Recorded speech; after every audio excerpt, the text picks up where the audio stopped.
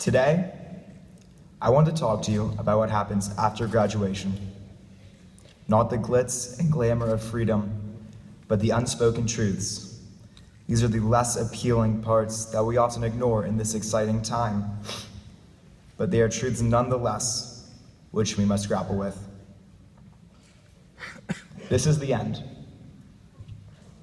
We've been saying it all year, especially during these last few months and weeks, but it's hard to truly understand what end means.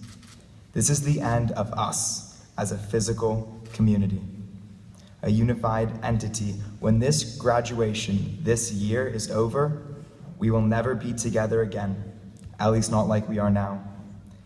This community on which we have all come to rely will be dispersed. These faces, the faces we have become so accustomed to greeting every morning, will be elsewhere. They will be part of someone else's mourning, a place unfamiliar to us. All of our small traditions, our favorite parking spots, where we sit a bonus, these little things will no longer exist as an inherent part of our daily routines. We will be thrust into a new place with new people and new traditions to adapt without the comfort of a new community Jewish high school. Though we have all had different experiences and have all faced our individual obstacles, I can say with certainty that spending a high school career here, whether it be 1 or 4 years, has positively impacted each one of us in some way or another. Fellow graduates, when we last met, I talked about woods. For those of you, parents or friends who may not know, from my true shot, Shalom, I talked about woods. Now that we're all on the same page, let's continue. Today we've reached a momentous occasion. Today we leave the woods. We have all found our paths, some similar, some vastly different.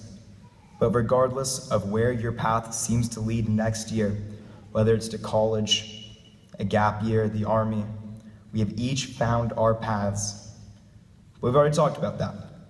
Today, I want to focus what lies beyond those woods, that which we now face.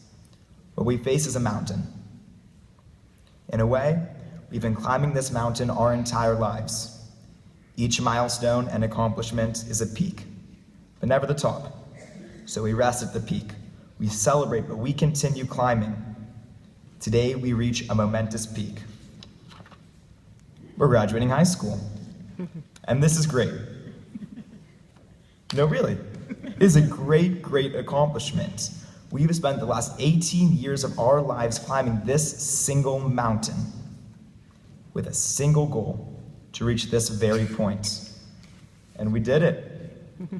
But today, we face a new challenge, a challenge vastly different from all the challenges that came before.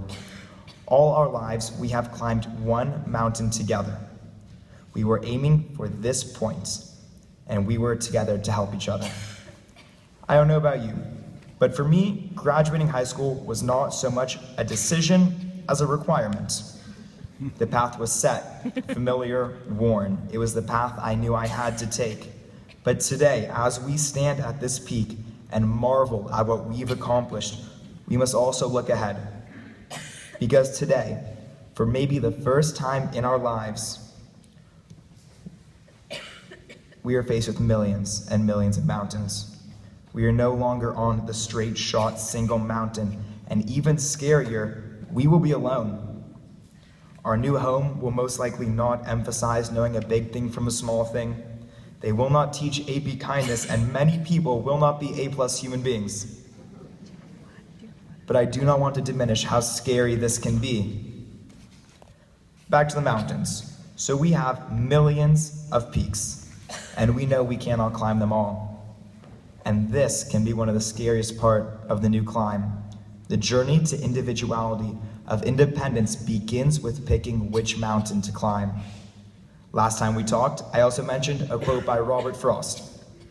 Today, I would like to leave you with a quote by Ralph Waldo Emerson. Always do what you are afraid to do.